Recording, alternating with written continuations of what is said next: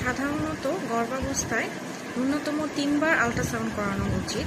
প্রথম 6 সপ্তাহ থেকে 12 সপ্তাহের মধ্যে একবার, দেখার জন্য যে বাচ্চাটি জরায়ুতে চলে এসেছে কিনা এবং বাচ্চার বয়স নির্ধারণ করার জন্য।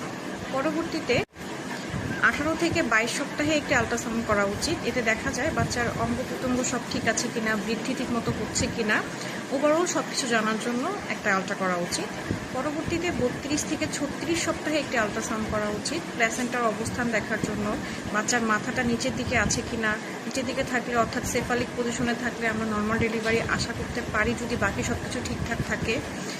এছাড়াও বাচ্চার বৃদ্ধি ঠিকমতো হচ্ছে কিনা এবং ডেলিভারি ডেটটা পুনরায় নিশ্চিত করার জন্য আমাদের একটা শেষ আলট্রা করা উচিত।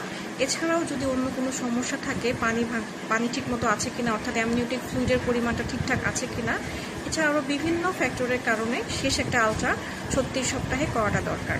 ধন্যবাদ।